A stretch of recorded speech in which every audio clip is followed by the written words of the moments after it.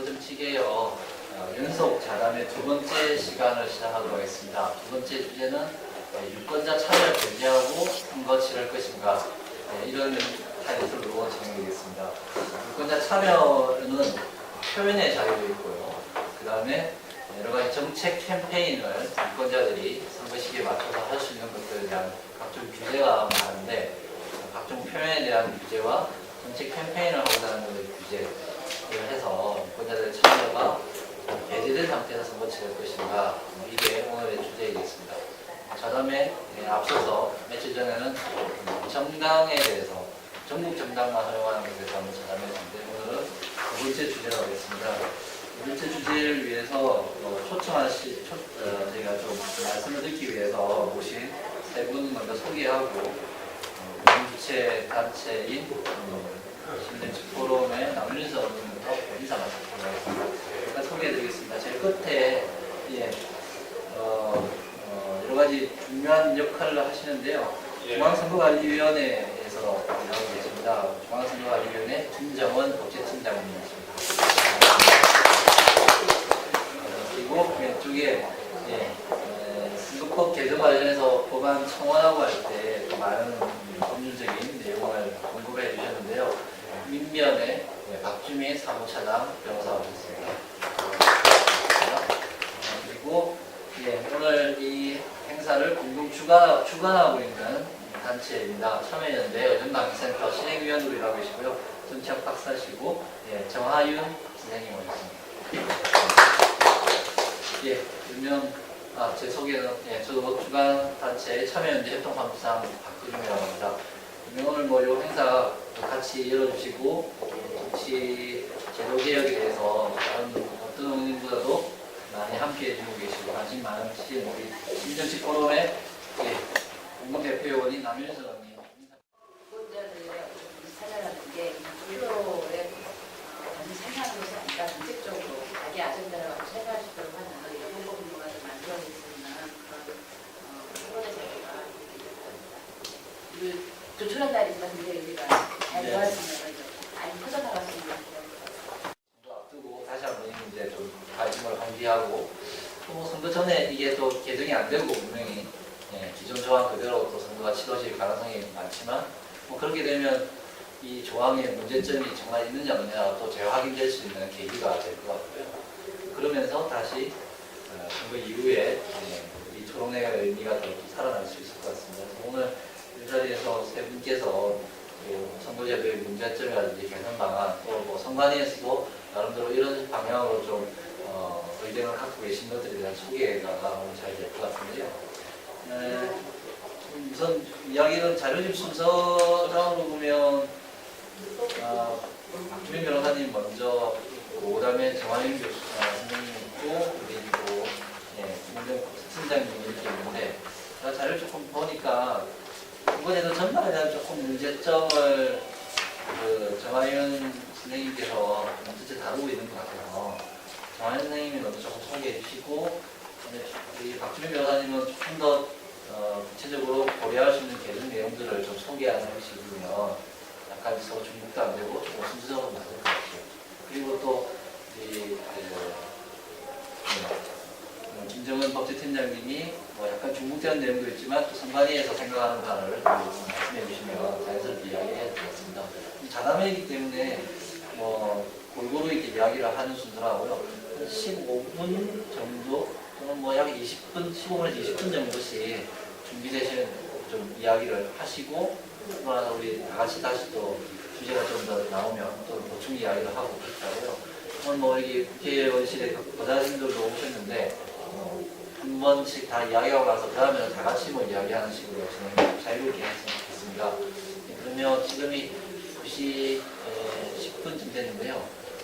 9시 한 25분에서 30분 정도까지 생각해 주시고, 정하윤 선생님이 먼저. 저는 이제 제가 준비한 바는 이 선거제도뿐만 아니라 이 정치관계법 어떤 전반, 그러니까 여기서는 선거관 제도에 좀 더 초점을 맞추긴 했는데, 정치관계법이 이제 전반에 있어서, 그러니까 진짜 원래 기본적으로, 그러니까 이 제도가 수행을 해야 되는 근본 가치라는 것이 뭐냐라고 했을 때 이제 그 모든 분들이 다 제시를 해주시고 있지만 어떤 자유와 이제 공정성 측면을 갖다가 제시를 해주시는데 이런 어떤 그 맥락에서 그렇다면은 그 지금까지 이 선거제도, 그러니까 공직선거법이라는 것이 어떻게 이제 발전을 해왔고 그리고 지금 현재의 어떤 문제점 그리고 가장 큰 문제점이 무엇인지를 갖다가 좀 보고 난 다음에 그리고 나서는 특히 이제 그 유권자의 자유, 그 유권자의 자유가 어떤 식으로 제약이 되었고 그러면 이거를 갖다가 어떻게 풀어야 되느냐 여기에 이제 좀 초점을 맞춰가지고는 발표를 진행을 하도록 하겠습니다. 그래서 이 선거 과정이라는 걸 갖다가 이렇게 보면은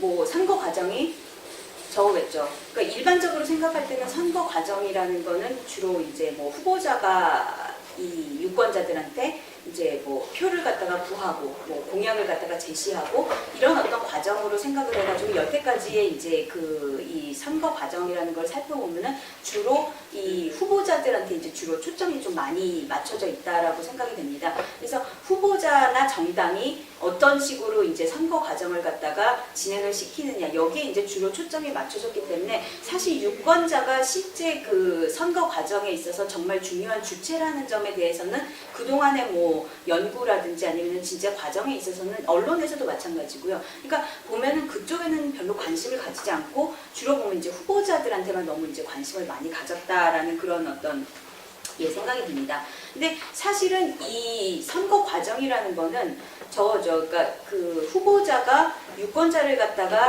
만나서 자기네 의견을 전달할 뿐만 아니라 유권자도 그거를 갖다가 자기 듣고는 그리고 그거를 기준으로 이제 선택을 하는 어떤 커뮤니케이션 과정인데 근데 이 주로 이제 뭐 일방적으로 후보자가 유권자들한테 전달을 하고 그래서 유권자가 실제로 선거 운동의 주체다라는 점에 대해서는 좀 많이 이제 간과가 된 게 아닌가 그게 이제 가장 큰 어떤 문제점 중에 하나가 아닌가라는 그런 생각이 듭니다.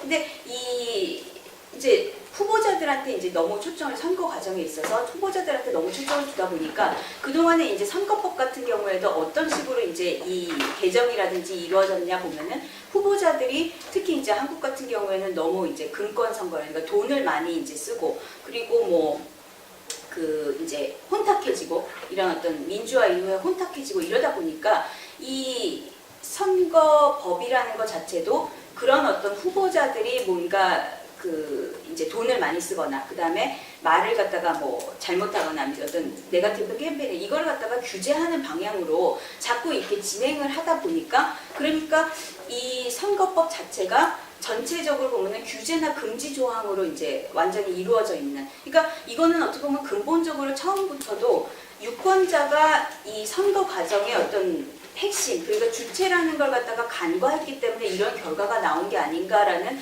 그런 어떤 초기부터 그런 생각이 듭니다. 그래서 그러다 보니까 뭐 여태까지 이제 그 선관위 쪽에서도 잘 아시고 그러시겠지만, 그러니까 선거법을 갖다가 보면은 저건 것 같아요. 그러니까 계속해서 이제 규제, 특히 이제 돈선거 차단 이런 쪽으로 이제 보장을 해왔고, 그리고 제가 이 토론문에서 이제 적어놓은 부분이 있는데 뒷부분에 56페이지를 보시면 56페이지.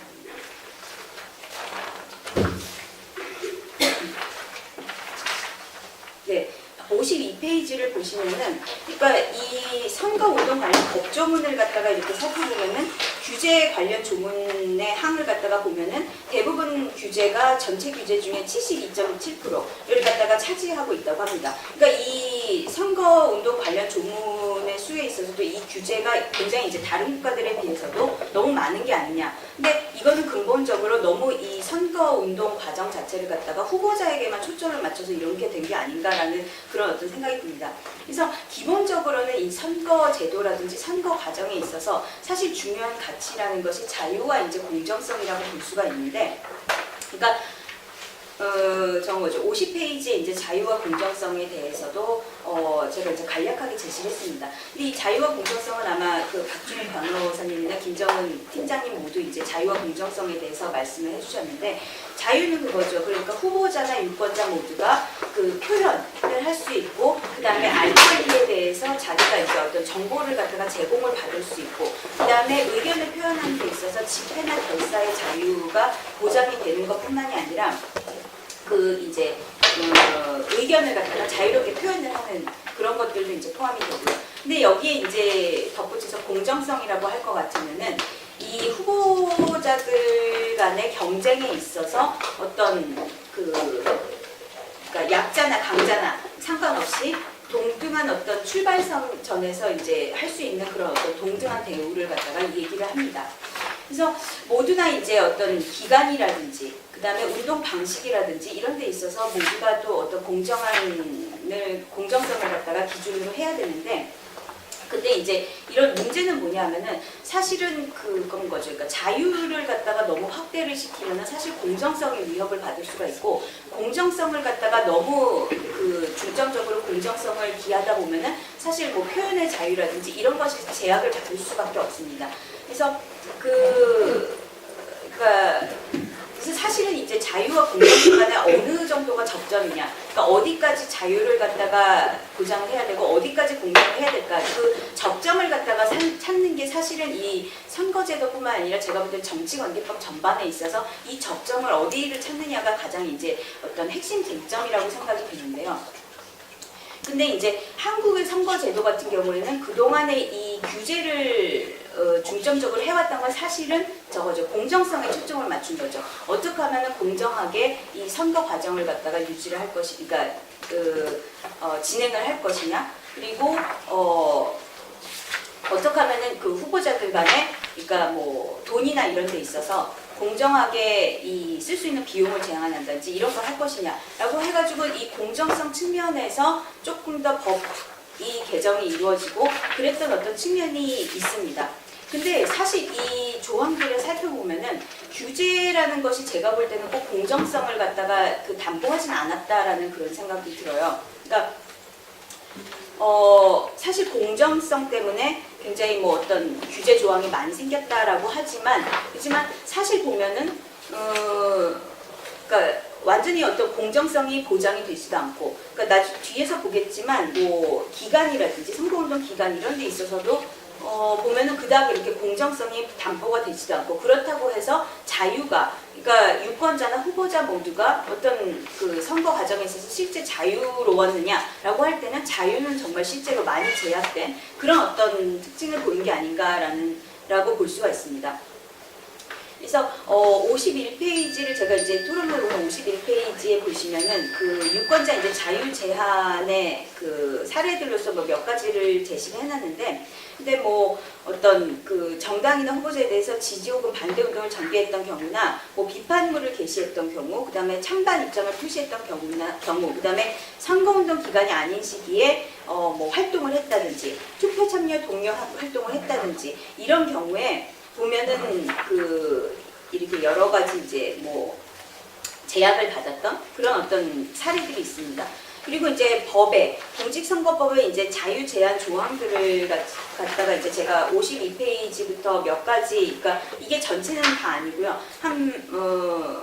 그러니까 뭐 기준은 어떤 식으로 이제 정리를 했냐면은 선거 운동을 어떻게 정의를 했느냐, 그 다음에 선거 운동 기간이라는 것이 어떻게 정해졌느냐, 그리고 선거 운동의 주체가 누구인가, 그리고 선거운동 방식에 있어서 뭐 여러 가지 어떤 방식이 있는데, 이 공직선거법 같은 경우에는 인쇄물, 시설물, 그 다음에 언론 매체, 뭐 면대면, 정보통신 이라고 해서 어떤 그 방식에 있어서도 이제 세부적으로 구분을 해놨습니다. 그리고 이제 뭐 그 기타로 이제 유권자의 표현의 자유 보장이라고 해서 108조에 나와 있는 그런 조항들을 갖다가 제가 이제 어떤 기준, 그러니까 정의, 기간, 주체, 그다음 방식, 기타 뭐 이런 식으로 해가지고는 이제 조항을 좀 구분을 해서, 그래서 과연 이런 어떤 각 조항들이 특히 이제 자유, 라는 관점에서 유권자뿐만이 아니라 어떤 후보자가 선거 운동의 자유에 있어서 어느 정도 규제를 하고 있느냐, 금지를 하고 있느냐, 또는 자유를 제약을 하고 있느냐라고 봤을 때 좀 이제 문제가 많은 그런 어떤 것이 아니었느냐라고 볼 수 있습니다. 그래서 제일 이제 가장 제가 봤을 때는 가장 이제 문제가 되는 게 58조에 나온 선거운동의 정의 조항이라고 저는 보는데요. 그러니까 보면은 선거운동이라고 하는 것이 당선되거나 되게 하거나 되지 못하게 하기 위한 행위다라고 했는데 이것이 그러니까 뭐냐면은 그러니까 선거운동이 당선되거나 되지 않을까 그러니까 어디까지인가 범위가 굉장히 불분명하고 그다음에 명확하지 않습니다. 그러니까 굉장히 모호하다 보니까 어떤 이제 문제가 발생을 했을 때, 그러니까 여기 이제 적은 거죠. 그러니까 이거를 규정을 갖다가 적용을 시키는 데 있어서, 그러니까 자의적으로 해석할 수 있는 여지가 여기에 너무 많이 있는 게 아닌가. 그러니까 이런 어떤 선거운동 정의 자체가 이런 어떤 딱 그 모호하고 그 다음에 이 때문에 이제 어떤 나중에 이제 후보자나 유권자들이 선거운동을 전개함에 있어서 이런 어떤 조항에 있어서 걸리는 부분들이 많고 그 다음에 뭐 누구든지 자유롭게 선거운동을 할 수 있다라고 해서 58조 2항에 이제 정의가 되어 있음에도 불구하고 사실은 실제로 어떤 다른 조항들에 걸려서 자유롭게 선거운동을 사실 하지 못하는 그런 어떤 문제가 있지 않나라고 봅니다. 그리고 선거운동 기간 같은 경우에도 사실 뭐 예비 후보자들 같은 경우에 선거운동 기간에 있어서 뭐 이제 제약이 풀어지고라고 했지만 사실은 이제 그 외에도 보면 국회의원 선거운동 기간, 뭐 지방의회 선거, 대통령 선거운동 기간이 사실은 정해져 있어요. 근데 그 기간이 법정 선거운동 기간이라는 것이 정해져 있고 또 예비 후보자들 선거운동 기간이 또 중첩적으로 있다 보니까 나름의 어떤 그 혼란의 여지가 또 있습니다. 그리고 이 사실 법정 선거운동 기간이라는 것이 너무 짧게 있다 보니까 유권자와 후보자가 사실 소통할 수 있는 기간 자체가 그렇게 좀 그러니까 길지 않다. 그러니까 좀 요거는 어떤 확대를 하든지 아니면은 뭐 아예 뭐 상시 선거운동으로 이제 풀어놓든지 해야 되는 것이 아닌가라고 볼 수가 있고요. 그리고 이제 선거운동 주체와 관련해 가지고는 많이 이제 이야기가 제기가 되는 게 뭐 대한민국 국민이면 누구나 이제 어떤 선거 운동을 할 수 있다라고 하지만 주체를 보시면 60조에 이제 나와 있는 걸 보면은 뭐 미성년자도 선거 운동의 주체가 아닙니다. 그리고 공무원들도 선거 운동의 주체가 아니고 공무원들 같은 경우는 정당 가입도 안 되죠. 그래서 이런 것들 그런 것들도 사실은 그리고 이제 외국인들도 마찬가지예요. 대한민국 국민이 아닌 자도 선거 운동을 할 수가 없는데 이러한 어떤 주체에 있어서도 이 할 수 없는 자들에 대한 그런 어떤 문제들 때문에 선거운동 주체에 있어서도 뭔가 제약이 있는 것이 아닌가라고 볼 수가 있습니다. 그 다음에 선거운동 방법은 사실은 이제 이거는 후보자들한테 많이 해당되는 조항들이라고 볼 수가 있는데 인쇄물이라든지 시설물이라든지 언론 매체 면대면 그러니까 제가 여기 쓴 부분들은 대부분 이제 후보자들이 이제 하는 그런 어떤 선거운동 방식이라고 할 수가 있는데, 2012년에 제가 이제, 후보자들 선거운동을 같이 진행했던 어떤 보좌관님들하고 이제 인터뷰를 하면서, 말씀을 들어보니까 이 인쇄물이라든지 시설물이라든지 뭐 여러 가지 운동 방식에 있어서 운동 하는데 너무 제약들이 많다. 하다못해 명함을 갖다가 어떻게 제작을 하느냐. 그 다음에 어깨띠의 뭐 어떤 기준이라든지 선거 공보물에 있어서 자유가 너무 제약이 되고 있다. 그러니까 유권자뿐만이 아니라 후보자들 같은 경우에도 이러한 어떤 규제 조항들이 너무 세부적으로 이제 명시가 되어 있다 보니까 사실은 그 후보자들이 좀 더 자유롭게 어떤 표현을 하고 의견을 갖다가 제시를 해야지만 유권자들도 그걸 받아들이고 하는 데 있어서 의사소통이 자유롭게 이루어지는데 근데 너무 이런 어떤 여러 가지 제약들이 있다 보니까 그것이 또 한편으로 유권자들한테도 어떤 선택에 있어서 자유를 제약하는 것이 아닌가라고 생각이 됩니다. 그리고 이제 뭐 마지막으로 유권자 표현의 어떤 자유 보장 같은 경우에, 그러니까 108조 같은 경우에도 보면은 시민단체가 뭐 비교평가하고 결과를 공표할 수 있다고는 하지만 뭐 어떤 순위를 정한다든지 뭐 이런 것들은 제약이 있기 때문에 이거 역시도 어떤 유권자 표현, 그러니까 크게 보면은 뭐 시민단체나 이런 것들도 유권자들이 모여서 자기 의견을 개진하는 거기 때문에 그런 경우에도 뭐 어떤 이런 제약들이 있지 않나라고 볼 수가 있습니다. 그래서 제가 사실 56페이지 이제 마지막으로 여러 가지 이제 그 선거 제도를 갖다가 자유의 측면에서 좀 더 풀어놓으려면은 좀 어떻게 해야 되느냐를 갖다가 좀 몇 가지를 정리를 하긴 했습니다. 근데 이 부분에 대해서는 제가 볼 때는 이제 박준 변호사님이나 김정은 팀장님께서 좀 더 이제 거의 아마 비슷한 의견을 제시를 해주시지 않을까라는 생각이 드는데요. 그러니까 그 가장 제가 봤을 때 문제점은 그러니까 선거 운동이라는 정의 자체가 굉장히 모호하게 되어 있기 때문에 그렇기 때문에 이거를 갖다가 차라리 구체적으로 하거나 아니면은 선거 운동의 어떤 그 거기에다가 유권자도 주체다라는 어떤 의견을 그러니까 그 조항을 넣던가 아니면 혹은 아예 폐기를 해버려 가지고는 그래서 이 모호한 측면을 없애버리면은 그러면은 나중에 이제 뭐 자의적인 유권 해석이 있을 그럴 가능성도 없고 그런 어떤 것들 때문에 이 정의 자체를 갖다가 좀 어떻게 개선을 하는 그런 쪽으로 가야 될 것 같고요.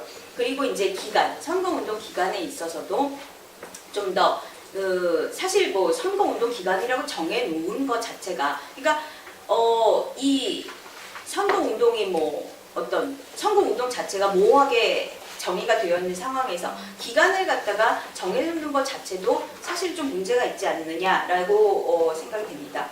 그리고 주체에 있어서도 여러 이제 뭐 공무원이나 미성년자들도 이 자유로운 참여를 갖다가 보장을 해야 된다고 보고 그 다음에 이제 이 어떤 마지막으로 선거운동 방법에 있어서도 이런 구체적으로 세부적으로 나와 있는 규제들을 갖다가 좀 더 이제 풀고 제약을 이렇게 없애야지만 좀 더 자유로운 의사소통이 가능하지 않을까라고 생각이 됩니다. 그래서 제가 알기로는 작년 2012년에 이제 선관위에서도 정치관계법 어떤 개정 의견을 갖다가 내셨던 걸로 기억을 하는데, 근데 조금 더 그거를 갖다가 발전을 시켜서, 그러니까 앞으로도 이제 저희 뭐 이쪽 시민사회나 그다음에 국회나 그다음에 이제 선관위나 해가지고는 정치관계법을 갖다가 진짜 말로만 뭐 돈은 맞고 입은 풀자라는 그런 어떤 그 구호만 외칠 게 아니라 실제로 어떤 이 법 개정을 통해서라든지 아니면 어떤 뭐 다른 어떤 맥락을 통해서라든지 이런 방향으로 계속해서 진행을 하는 것이 중요하지 않나라는 생각이 듭니다.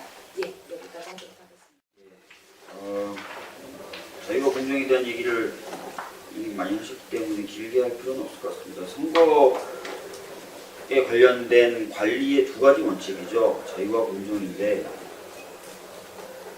사실은 말씀하신 대로 선거의 공정을 위해서 자유를 심대하게 억압한 체제입니다. 지금 현재 공직선거법이. 규제 위주로 되어 있고, 규제가 광범위하게 망라되어 있고, 또 아주 할 수 있는 것이 없는 그런 식으로 되어 있기 때문에 적잖게 많은 문제를 갖고 있다고 생각하고요.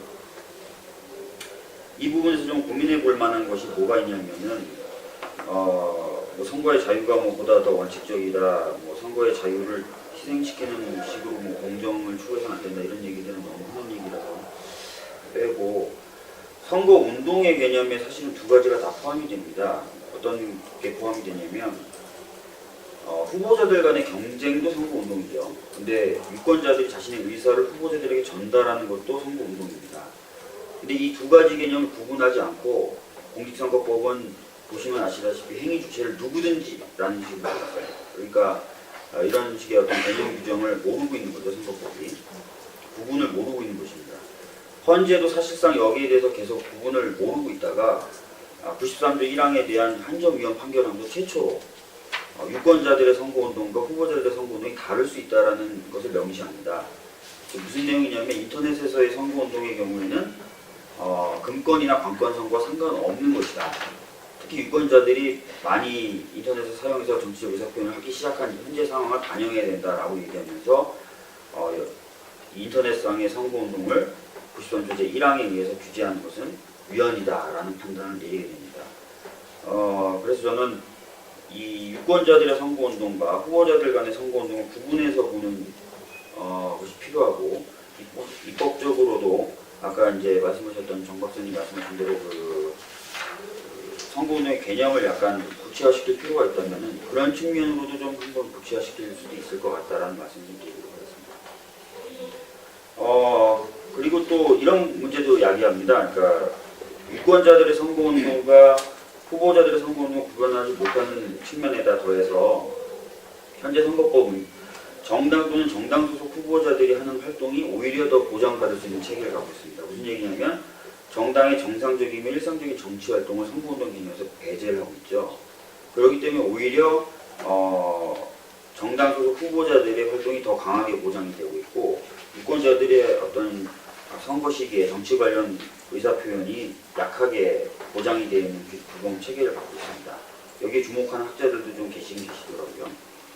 거기 더 나아가서 실제로도 분명히 선거법에서는 후보 선출 과정에서의 단순한 의사표현은 선거운동이 아니다라고 되어 있지만 제가 접해봤던 선거 사건들, 공직선거법 위반 사건들 중에서는 예전에 아시겠지만 FTA 관련돼 가지고 FTA를 찬성하는 후보자들을 공천하지 말아달라, 야권 단일후보로 공천하지 말아달라라는 운동을 했을 때 거의 대부분 선거법 위반으로 처벌이 됐었습니다. 분명히 들고 있는 피켓도 그렇고 받는 서명도 그렇고 이분이 후보가 돼서는 안 된다는 거였었는데 그것을 선거법 위반으로 처벌을 했던 기억이 있습니다. 그렇기 때문에 실제 적용에서도 역시 그런 식으로 적용이 된다라고 생각합니다. 그래서 적어도 이제 유권자들의 어떤 의사 표현을 확대시키는 방향으로 선거법이 좀 개정돼야 될 필요가 있는데 그 이유는 유권자들이 선거 시기에 어떤 의사 표현하는 건 단순하게 표현의 자유의 행사일 뿐만 아니라 주권의 행사입니다. 그래서 당연히 이제 좀 더 넓게 보장이 돼야 되고 그렇습니다. 그래서 고려할 수 있는 개정 내용으로 몇 가지를 좀 열거해 봤는데요. 이 내용은 단순히 제 생각이 아니라 예전 시민사회단체들이 국회에 입법 청원했던 내용들을 정리한 것입니다. 먼저 이제 선거운동 정의 규정이 좀 특정화되어 있다라고 해서 이 부분을 좀 더 명확하게 해볼 필요가 있다라고 해서 58조 개정을 좀 말씀드리겠고요. 사실 여기에 이런 고민도 있었습니다. 여기 반영은 안 돼 있었지만 유권자들의 선거운동이란 부분을 아예 빼버리자 또는 특별하게 다룰 수 있도록 해보자라는 생각도 있었는데 그러면 그 폭을 어떻게, 그 정의를 어떻게 이런 논의를 하다가 그냥 일단 특정 후보자를 당선되게 하거나 당선되지 못하게 하기 위한 직접적이고 구체적이고 능동적이며 계획적인 행위라고 하는 대법원 판례 문구를 그냥 가져오는 정도에 그쳤습니다. 근데 좀 더 고민해 볼 필요는 있다고 생각합니다. 네, 미성년자 선거운동 제한 규정을 좀 개정할 필요가 있다. 이건 아까 이제 남인순 의원님도 좀 말씀하셨지만 계속해서 제기되고 있는 문제입니다. 특히 아시다시피 세계 대부분의 국가들이 18세 이하의 선거권 규정을 갖고 있고 OECD 국가 중에서도 이제 2개국 정도를 제외하고는 다 18세 이하로 선거권을 가지고 있고 국가인권위원회에서도 작년에 국회에 공고를 한 바가 있습니다. 그래서 좀 반영이 좀 됐으면 좋겠다는 생각이 들고 모든 선거가 아니라면 적어도 그러면 지방자치 선거, 교육감 선거 이 정도는 좀 반영이 될 수 있도록 했으면 좋겠다. 왜냐하면 지방자치 선거는 일정한 요건을 갖춘 외국인에게도 선거권 인정하고 있습니다. 60일 정도 거주한 요건만 갖추면.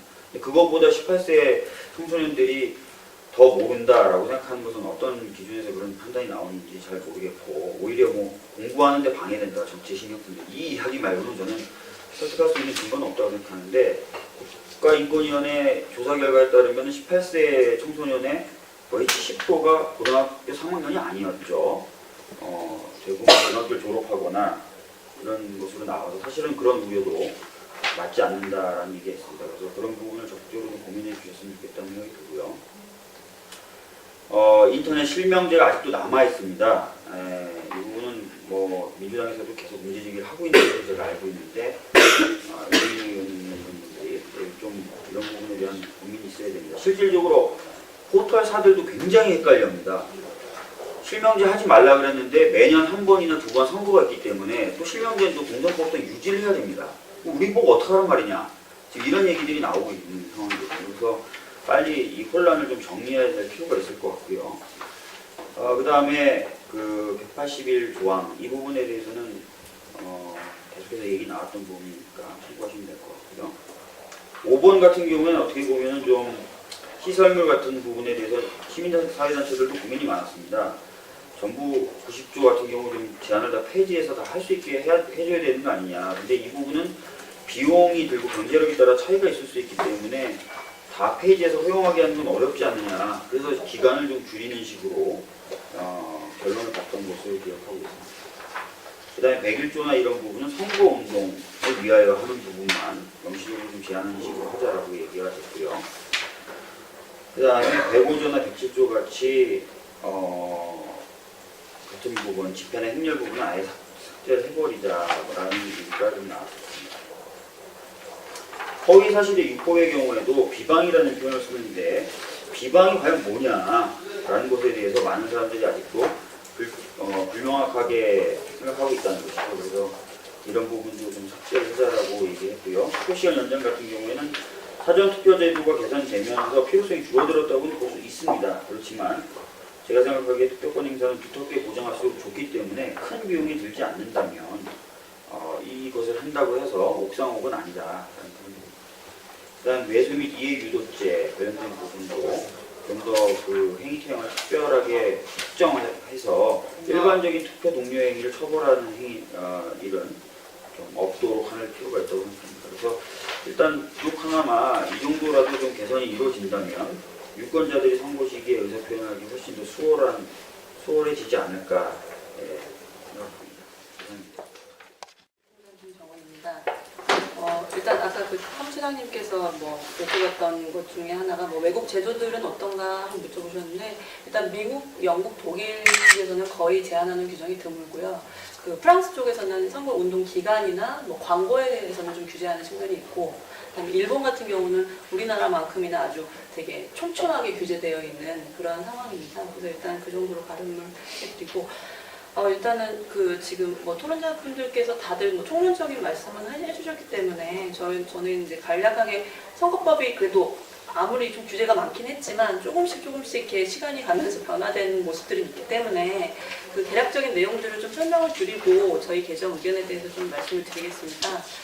그러면은 여기 책 59페이지에 보시면 지금 그 선거법이 처음 통합선거법이 되기 전에 이제 개별 대통령 선거법, 국회의원 선거법 이렇게 다 따로따로 규정되어 있을 때는 포괄적으로 규제가 되어 있어서 어떻게 보면은 알기는 참 쉬웠습니다. 그래서 선거운동 기간 중에 후보자나 신고된 관계자만 가능하고 그리고 딱 법에서 규정한 방법만 가능하도록 해서 어떻게 보면은 되게 단순하고 그 이외의 사람들은 모두 할 수 없도록 해서 좀 이렇게 불법이 좀 쉽게 양산되는 좀 체제이긴 했습니다. 그러다가 이제 통합선거법이 94년대 이제 마련이 되면서 그 규제가 이제 완화되는 것처럼 보이는 어떤 형식을 띠긴 했었는데 저도 제가 선거법을 선관위에 오면서 처음 접해보면서 되게 의아하고 이해가 가장 안 갔던 부분이 58조 아까 소개해 주셨지만 보시면 부문이 누구든지 자유롭게 선거운동을 할 수 있다. 그러나 이 법에 의해 금지되지 않는 경우에는 그러하지 아니하다라고 해서 저는 사실 선거법이 되게 자유롭고 이렇게 풀어진 법인 줄 알았는데 개별 제한 금지 규정에서 촘촘하게 워낙 제한을 하고 있어서 그게 조금 형식적인 보장이구나라는 걸 저도 좀 알고 좀 되게 좀 이상한 법이라고 생각했었습니다. 그래서 이제 공직선거법이 94년도에 도입이 되면서 통합법이 도입되면서 취지는 말은 풀자라는 취지라고 하긴 했으나 사실상 유권자들이 할 수 있는 방법들은 되게 제한적이고 실효성이 없었던 그런 법이었죠. 그래서 보시면 선거운동 기간 중에만 할 수 있도록 하되 말로 하는 것만 가능하도록 했고 그리고 이제 전화를 거는 방법 이 두 가지는 지금 현재도 가능한 방법인데 추가로 그때는 자필서신이라고 해서 이렇게 편지나 이런 서신으로 할 수 있는 부분들이 있었는데 이런 부분들이 좀 문제가 많다라고 해서 좀 폐지되어 대통령 선거 때부터는 폐지가 되었습니다. 그리고 이제 지금도 이제 전자우편이나 인터넷 홈페이지와는 이렇게 연결이 된 부분인데 개인용 컴퓨터를 이용해서 선거 운동을 할 수 있었던 부분들이 있었고요. 그러다가 이제 공직선거법이 이제 점진적으로 이제 확대가 되는 그렇게 상황이 이제 도래가 되었는데.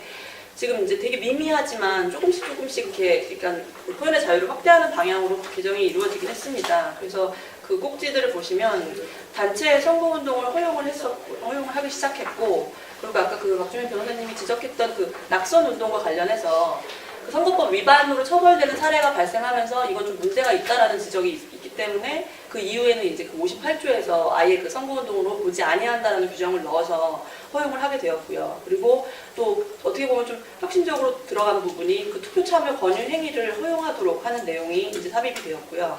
그리고 그 헌재에서 그 인터넷 선거운동을 풀게 되면서 93조 1항의 위헌을 한정위원 결정을 내면서 그 저희가 이제 선관위에서도 유권 해석을 내린 것이 사실 헌재에서는 93조 1항만 그 인터넷 선거운동 한정위헌이다라고 결정을 내렸지만 사실 그때 254조는 고려 대상이 아니었었거든요. 근데 254조를 만약에 살려두게 되면 결국에는 선거운동 기간 중에 정보통신망 운동은 허용하지만 그 180일이 아닌 사전 선거운동 기간 중에는 또 막히는 현상이 생겨서 그때는 저희가 한정위원 결정이 93조에만 있었음에도 불구하고 저희가 유권 해석으로 오히려 254조에서도 정보통신망 인터넷 선거운동 풀자라고 해서 유권 해석을 내려서 아예 그때는 그런 선거운동 허용하게 했고 그 이후에 바로 이제 개정이 됐고요. 그래서 그걸 풀면서 또 문제가 있었던 부분들이 그러면은 SNS나 모바일 메신저 이런 것들은 인터넷을 기반으로 하는 건데 그건 어떻게 할 것이냐라는 문제가 있어서 저희가 그때 그 인터넷 선거운동을 254조에서 적용을 좀 배제시키면서 같이 이제 배제한 것이 SNS나 모바일 메신저까지도 풀어야 된다라는 취지로 해서 이제 개정이 되었습니다. 그리고 나서 이제 뭐 특별하게 추가적으로 세부적인 부분들도 있었는데 이제 가장 큰 현행 선거법의 문제점이 그 말씀 그 두 분께서 지적하신 것처럼 그 유권자의 측면에서는 좀 부족한 부분들이 크고요. 그리고 이게 아무래도 어떻게 보면 룰을 만드는 그러니까 룰을 그 이용하는 분들이 룰을 만드시는 입장이다 보니까 좀 이렇게 후보자 중심적인 어떤 선거법 그리고 그 유권자들이 정보를 이렇게 얻을 수 있는 방향이 좀 부족한 내용의 선거법을 좀 그렇게 만든 측면이 좀 크게 돼서 가장 그게 문제점이었고요. 그리고 지금 통상 누구나 아시는 뭐 90조, 93조, 뭐 인쇄물이나 시설물 그런 부분들이 과도하다라는 뭐 규제 내용이 있었습니다. 그래서 저희도 그런 부분에 대해서 늘 고민을 하고 또 어떻게 개정할 것인가라고 하는데 뭐 개정 의견을 이제 말씀드리기에 이제 현실적인 좀 저희의 어려움을 말씀을 드리면 사실 이번에 정개특위 때도 저희는 좀 여러 가지 안들을 많이 가져갔습니다. 뭐 여러 가지 좀 이렇게 유권자들의 이렇게 보장하는 측면이나 아니면 좀 이렇게 금권 선거 뭐 비리 근절 측면도 있고 뭐 그런 여러 가지 좀 안을 가져가긴 했었는데 사실 정개특위는 이번에 딱 그 중심이 기초공천제 폐지와 관련된 것이었고 뭐 여성 그 후보자들을 어떻게 보장할 것이냐 뭐 이런 부분이었고 당면한 그 지방선거와 관련된 내용이 주제였기 때문에 사실 그 어떤 좀 의견이 개진이 되는 부분이 좀 어려운 측면도 있었고요. 그리고 저희가 이 작년 6월 달에 그 전부 개정 의견을 국회 안정행정위원회에 제출을 했을 때도 좀 그 대다수의 그 안정행정위원회 분들의 의견이 좀 전향적이기도 하고 또 어떻게 보면은 그 현역 의원들 뭐 이거는 뭐 제가 개인적인 그냥 의견에서 말씀드리면 현역 의원들의 어떤 그런 좀 기득권을 좀 보장하는 측면이 컸기 때문에 저희가 이렇게 전향적인 의견을 제출을 했어도 좀 논의가 심도 깊게 이루어지지 않은 점은 좀 있다는 점이 저희의 기관으로서는 좀 애로사항이 있는 부분입니다. 그래서 일단 저희가 그러면 그 작년에 제출했던 의견을 크게 이제 말씀드리면 저희는 이제 기본적으로 유권자의 그 표현의 자유를 보장해야 된다라는 데에서 공감을 하고 이제 아예 그 개정 의견을 깔았습니다. 근데 가장 중요한 것이 그러면 표현의 자유를 보장을 하는데 저희는 또 그 선거를 관리하는 집행기관이다 보니까 그 어떻게 부작용을 막을 것인가 그리고 이거를 무분별하게 풀었을 때 뭐 무분별하는 표현은 좀 적절하지 않지만 자유를 그냥 풀었을 때 또 발생되는 부작용들은 어떤 것이 있을 것인가를 또 고민할 수밖에 없기 때문에 저희는 좀 비용, 돈이 드는 걸 좀 줄이고 좀 이렇게 자유롭게 말로 하거나 돈이 가급적 안 드는 부분들은 좀 풀자라는 취지로 이제 방향을 기본 그 틀을 잡았습니다. 그래서 이제 주요 내용을 이제 크게 보시면 크게 이제 유권자와 관련된 부분은 4가지 측면이 있습니다. 첫 번째가 그 유권자의 선거운동의 자유를 확대하는 측면이 있고요. 그리고 두 번째는 그 선거와 관련된 정치적인 표현의 자유에 대해서 어떻게 규제를 완화할 것인가라는 부분이 있었고, 그리고 세 번째로는 그 통상 지금 있는 선거 공보나 공약서들은 사실 뭐 이렇게 유권자들 집에 발송이 되긴 하지만 다들 그냥 잘 제대로 안 보시잖아요. 그리고 보셔도 잘 모르시기도 마련이고 잘 이렇게 어렵게 되어 있어서 이걸 어떻게 실질적으로 유권자들에게 정보를 제공할 것이냐라는 측면에서 또 고민을 했고요. 그리고 네 번째로는 그리고 정작 중요한 것은 유권자와 후보자가 만나는 기회가 너무 부족하다. 그래서 그 면대면을 할 수 있는 기회를 좀 많이 늘려주자라고 해서 저희는 개정 의견을 크게 그 4방향에서 이제 제출을 했습니다.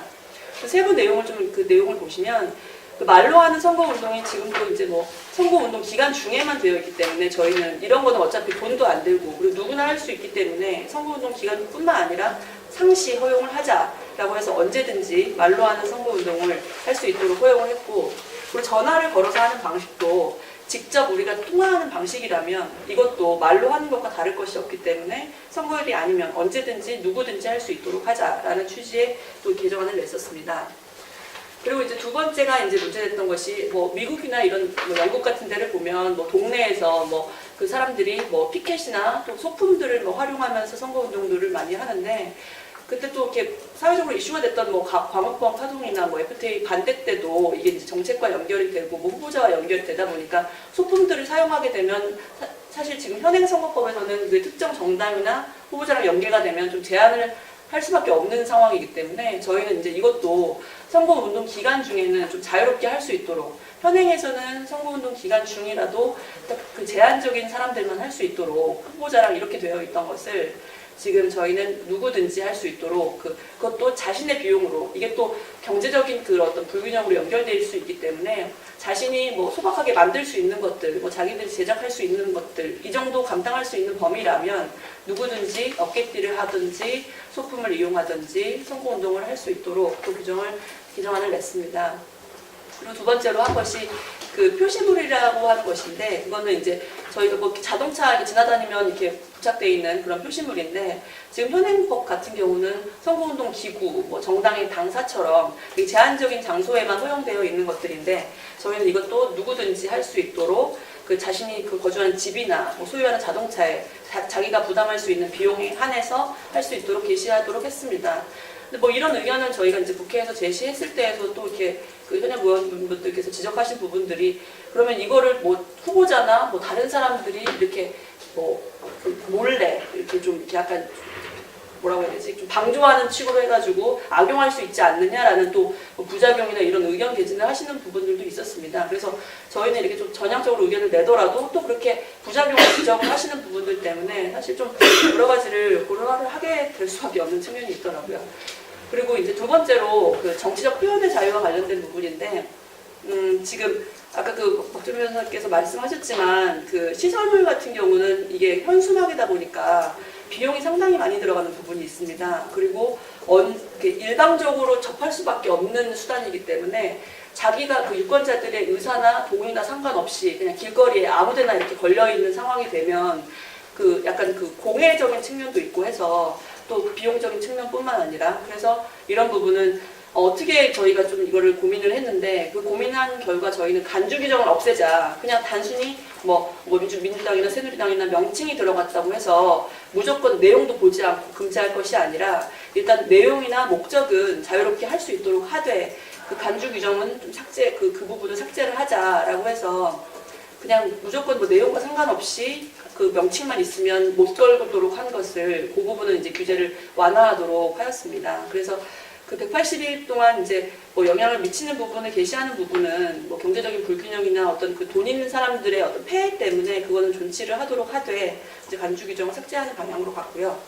그리고 이제 두 번째 그 광고 93조 1항과 관련된 인쇄물과 관련된 이 부분은 어떻게 보면 저희가 좀 더 그 시민단체에서 지적하시는 부분보다 더 혁신적으로 안을 내놓은 거라고 볼 수 있는데, 저희는 이거를 아예 선거운동 기간 중만 제한을 하고 나머지는 다 풀자. 그것도 선거운동 목적에 한해서만 금지를 할 것이지, 그 선거일 전 180일부터 선거일까지 선거운동 기간만 제외해 놓고는 다 그냥 선거운동 목적에 이르지 않는 인쇄물이라면 좀 자유롭게 풀도록, 주관적 요건도 축소하고 기간도 딱 선거운동 기간 중으로 한정하도록 해서 어떻게 보면 저희가 좀 더 이렇게 자유롭게 할 수 있도록 하는 좀 안을 마련을 했습니다. 근데 이 안 중에서도 그래도 광고 부분은 또 역시나 그 돈이 문제가 되는 부분이라서 이 돈과 관련된 부분은 일단은 현행대로 유지를 좀 하는 방향으로 이제 만들었습니다. 그리고 이제 또 두 번째로 많이 지적하셨던 거지만 집회나 뭐 그런 어떤 각종 모임, 뭐 이런 행사 관련된 것들은 저희도 너무 이게 과도하다는 비판이 있어서 그 선거운동 목적에 한했을 때만, 아무 그냥 뭐 선거에 우려가 있을 때만 다 금지하는 것이 아니라 정말 선거운동에 직결되는 그런 모임에 한해서만 규제를 하도록, 그 규제의 그 주관적 요건을 축소하도록 하고요.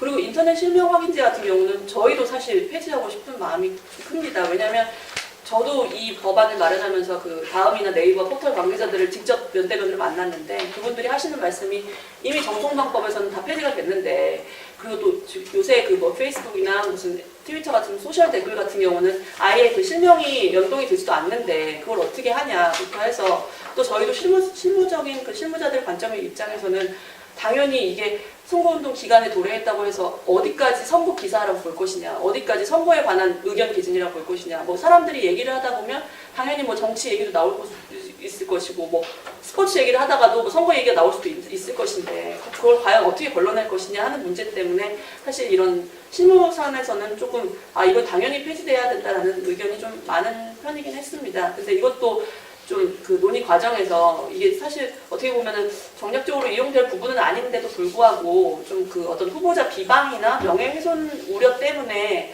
요게 조금 논의가 부족하기도 했던 뭐 현실적인 상황도 있었습니다. 그리고 이제 세 번째로 저희가 좀 마련한 것이 그 후보자 정보를 어떻게 하면 좀 더 실질적으로 제공할 수 있을 것이냐라고 해서 도입한 것이 그 후보자 정보 자료라는 것인데요. 그 기존에는 그 선거공고 이면에 들어갔던 내용인데 이걸 아예 그냥 후보자 정보 자료라고 만들어가지고 그 후보자로 하여금 그 저희가 이제 비교 양식을 만들어서 주면 그 내용에 그대로 이제 채워서 후보자들께서 저희한테 주시면 그거를 비교표 형식으로 만들어서 그걸 이제 그 유권자들한테 발송을 하게 되면 유권자들은 당연히 딱 그 비교된 표만 보시게 되니까 이제 후보자들마다 이 내용이 어떻게 다르구나라는 거를 비교를 할 수 있도록 해서 실질적으로 어떤 공약이 어떻게 다른지를 비교하도록 하는 내용을 이제 마련했습니다. 그리고 두 번째는 이제 저희도 이제 매니페스토나 선거 정책 선거를 좀 이렇게 활성화시키기 위하여 그 현행에는 공보랑 선거 공약서를 달리 이렇게 선관위가 발송하는 방식, 후보자가 거리에서 배부하는 방식 이렇게 달리 규정된 것을 통합을 해서 아예 하나로 작성을 하되 그 50%의 이상 면수에 대해서는 정책에 대해서 매니페스토 선거 공약에 대해서 게재하도록 그게 후보자 그 유권자들한테 실질적인 도움이 되도록 그런 안을 마련을 했습니다. 그리고 앞서 지적하셨던 것처럼 언론기관들이나 뭐 단체들, 특히 뭐 언론기관 같은 경우는 지금 뭐 여론조사가 나오더라도 공약 비교에 대해서 순위에 대해서도 지금 게재할 수가 없어서 기사에 어떻게 보면 좀 이렇게 탈법적인 형식으로 좀 녹여서 쓰는 방식으로 뭐 직접 순위를 언급하지 않고 뭐 어떤 어떤 공약이 좀 유리하더라 뭐 이런 식으로 좀 녹여 쓰는 방식이 사실 저희가 보기에도 좀 불합리한 측면이 있어서 이런 부분은 서열화를 금지하는 거는 폐지하는 게 맞지 않겠나 해서 그렇게 의견을 마련을 했습니다. 그리고 이제 큰 틀에서 네 번째 부분이 그 작년 대선에서도 이제 문제가 됐었던 부분들인데 뭐 타운홀 미팅이나 토크 콘서트 이런 부분들이 있었습니다. 근데 어떻게 보면은 참 되게 좀 웃지 못할 상황들이 있었던 게 그게 토크 콘서트가 현재 허용된 방식이 아니기 때문에 그 발언에 대해서 이게 선거 운동에 이르는 내용이냐 아니냐 어떻게 본인들 후보자들 입장에서도 선거법 위반으로 걸리시면 안 되니까 저희한테 이렇게 문의를 하시게 되고 저희도 이 정도 말은 가능합니다라고 안내하는 형식이 되고 해서 이런 부분은 좀 현실적으로 좀 아이러니한 부분이다라고 해서 저희는 이런 부분도 좀 활성화를 시켜야 되겠다 해서 그 옥내에서 정책 토론을 할 수 있도록 면대면으로 할 수 있도록 그 안을 마련을 했고요. 그리고 특히나 언론기관이나 단체 같은 경우는 더 상시적으로 하실 수 있도록 언제든지 초청해서 개최할 수 있도록 안을 마련했습니다. 그래서 저는 사실 제가 실무자의 입장에서는 어떻게 보면 저도 되게 젊은 층의 한 사람으로서 좀 유권자의 표현의 자유는 확대되어야 된다고 생각합니다. 그리고 그것이 이제 과연 자유를 확대를 시키면서 또 생기는 부작용을 또 어떻게 이걸 완충할 것이냐라는 문제도 고민을 하지가 않을 수 없는 부분이기 때문에 지금 시점에서는 인터넷이나 뭐 소셜 네트워크나 이런 게 다양한 수단이 발달이 되면서 단순히 행위를 규제할 것이 아니라 그 돈이나 뭐 이런 뭐 비용을 어떻게 규제할 것인지 과감하게 전환을 검토할 때가 되었다고 생각이 들고요. 그리고 앞서 말씀드렸듯이 저희가 이 딱딱한 선거법, 제한적 선거법 안에서 집행기관으로서 운용을 하다 보니까 본의 아니게 선거법이 규제적인데 저희 기관까지 규제 기관이라는 좀 오명이나 불명예를 안게 돼서 좀 기관의 한 사람으로서 좀 안타까운 부분도 있습니다. 그래서 앞으로는 조금 이런 부분들이 국회에서도 여기 의원님도 계시니까 국회에서도 좀 심도 깊게 논의가 돼서 좀 반영이 될 수 있었으면 좋겠다는 개인적인 의견을 반영하면서 이제 마치겠습니다. 마침 오늘 지난 18대 대선 때 안도현 시인이 하셨던 그 말, 여당 대통령 후보와 관련됐던 의혹 사항에 대해서 제기했던 것에 1심에서는 후보자의 표방죄로 벌금 100만 원, 선고 유예이지만 벌금 100만 원을 유죄를 인정했는데 오늘 2심 재판부에서는 그걸 이제 무죄로 결정하셨죠. 물론 그 내용을 보면 후보자를 비방하려고 하는 또는 선거에 영향을 미치려고 하는 사적인 이익과 후보자에 대한 정보를 유권자에게 제공하려고 하는 공적 이익이 함께 있는 거다. 이 두 가지가 함께 공존하는 상황에서는 후보자 비방죄로 처벌하기가 부적절하다 이렇게 했는데 어쨌든 사례가 하나 또 나왔고 실쪽에 있는 것처럼 세종시 쪽에서 활동하고 있는 지역 사회단체 쪽에서 세종시 특별법 개정안이 어떤 정부와 여당의 반대로 통과되지 못하고 있다라고 해서 이 법안의 통과를 주장하는 내용을 선거와 가까운 시기에 주장했다고 해서 또 아마 비방 이런 걸로 처벌이 됐던 사례도 있고 그런 것 같습니다. 이런 게 이번 지방선거 때도 만약에 부산도의랑이 개정이 안 되면 이번 지방선거 때도 이런 정치 캠페인일까요? 또는 의견 표명이 규제되는 안 좋은 사례가 또 나올 것 같고 그런 걱정이 듭니다. 네, 해주셔서 감사드리고요. 사실은 이 유권 집행자의 논의가 11년 선거구는 굉장히 조금 뒷전이었는데 이번에 선거법 개정에서는 사실 주요 주제가 안 되는 거에 이렇게 만든 것 같습니다. 그런데 저희 시민단체 열심히 표현의 자유를 위해서 싸워왔으니까 저희 책임은 아닌 것 같고 솔직히 책임을 굳이 따진다면 이 법에 대해서 신경을 안 쓰신 국회의원들도 계시지만 어쨌든 국가기관들의 책임이 크다고 저는 생각합니다. 아니, 저희가 이 표현의 자유를 주장하는 건 점점 더 위험한 일이 되고 있어요. 사실은 우리가 지지하는 사람이건 우리가 싫어하는 사람이건 누구든지 선거 공간에서 자유롭게 말해요. 특히 온라인에서는 이 표현의 자유를 확대해야 된다는 게 저희 기조였는데 오히려 유권자들은 질서정연하게 이 제도를 잘 이용했다고 생각합니다만 국가기관은 그렇지 않았죠. 특히 국정원, 보훈처, 군사이버사령부는 사실 선거에 영향을 미칠 수 있는 행위를 해도 되는 건 유권자죠. 근데 국가기관은 선거에 영향을 미칠 수 있는 행위를 절대 안 해요. 선거운동 개념을 세게 하건 약하게 하건 선거에 영향을 미칠 만한 행동을 해서는 안 되는데 사실 심리전이라는 우리로서는 이해할 수 있는 선 이름을 가지고 사실 선거에 영향을 미치기 위해서도 있고 자신들이 이 법 얘기할 때 무슨 혼탁을 부르던 국가기관들이 실제로 혼탁을 주장했다는 거죠. 그런 점에서 본다면 이 유권자 선거운동의 자유 또 선거에서 전체 표현의 자유를 확대하는 것에 대한 선관위의 규제는 좀 완화되어있지만 선관위의 감시에 있어서 다분히 국가기관들로 좀 가야 된다. 그리고 법 외의 방식으로 선거법만도 아니죠. 국가기관이 국가공무원법이나 기타의 방법으로 그 위반해서 또 국정원법이 이걸 위배해서 하는 것들에 대해서는 조금 더 엄정한 모니터링을 해야 될 것 같다 생각이 들었고요. 그래서 그런 어떤 특히 권력기관의 이 공공성을 가지고 공공기관으로서 작동하는 전제하에서 피해를 제거해야 된다. 그리고 하여간 민주주의 그렇게 약간 혼탁해질 우려가 있지만 저희는 그럼에도 불구하고 여전히 피해를 이렇게 하고 있습니다. 두 번째로는 이거 아주 사소한 건데 선관위에 대해서 선관위가 이제 개정선거법을 안을 내주신 건 저희는 너무 좋고 환영하고요. 사소하지만 역시 하나 지적하고 싶은 건 여기 안 나와 있는 거예요. 매니페스토 운동 같은 건 좋은 건데요. 선관위가 의제를 설정하는 기능을 할 필요는 없을 것 같습니다. 과거에는 이게 대선 쟁점이다, 선거 쟁점이다 해서 규제해가지고 문제가 된 적도 있지만 선거법 개정안에는 그런 내용이 거의 없어서 굉장히 다양스러운데요.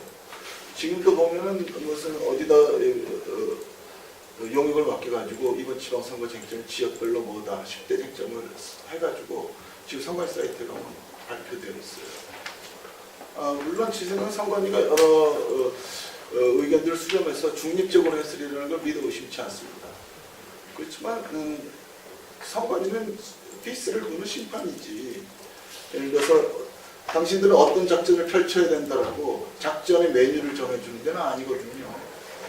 선거에서 선거 쟁점을 하는 건 유권자와 정당의 고유한 권한이지, 선관위가 당신들은 이런 문항에 답해야 된다라고 말하는 것은 선관위가 아주 공정하게 작성했을 때조차도 문제가 될 수 있는데, 선관위가 맡는 용역기관들은 언제든지 조작에 휘말릴 수 있기 때문에 그게 정당학회든 무슨 학회든 어떤 시민단체든 의제를 세팅하는데 선관위가 개입하는 활동은 일체 중단해야 된다.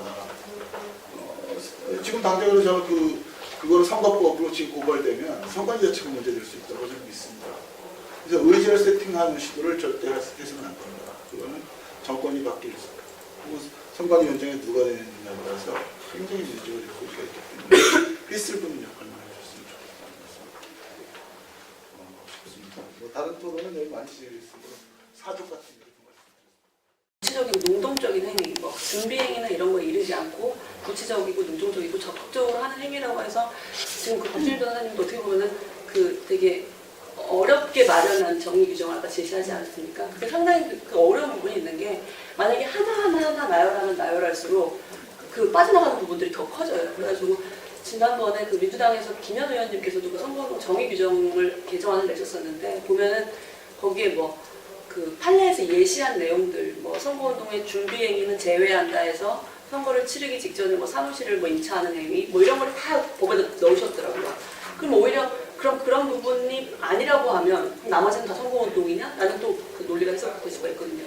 그래서 말씀하신 부분이 되게 좀 어려운 측면이 있어서 어떻게 보면 큰 틀만 지금 담아놓은 거고, 선거에 영향을 미친다는 거는 그냥 어떤 특정 후보자와 관련은 없지만 내가 이번 선거 때 뭐 어떤 사람 나는 뽑고 싶어 라는 막연한 이런 것들, 이거는 뭐 의견 개진이라고 봐서 선거운동을 보진 않지만 이런 정도에 준하는 선거의 이슈와 관련된 것들, 뭐 이번 선거는 뭐 어떻다라는 것들, 이런 것이지. 그래서 지금 사실 그 무슨 새마을 운동이나 여기 그 108조 그쪽 그 아예 집회를 금지하는 것들 보면 정당에서 뭐 봉사활동 가는 경우 같은 경우도 선거운동 기간 도래하면 아예 못하게 하거든요, 사실. 그리고 뭐 새마을 그런 단체나 이런 데서도 누구를 위해서 뭐를 한다고 해도 사실상 선거에 영향을 미친다고 그냥 어떻게 보면은 보고 못하게 하는 측면들이 많아요. 그래서 선거운동을 위하여라고 만약에 이거 목적 규정을 조금 축소시키면 진짜 특정 정당이나 특정 후보자와 관련만 없다면 그거는 풀자라는 취지이기 때문에 어떻게 보면 좀 더 이렇게 넓어지는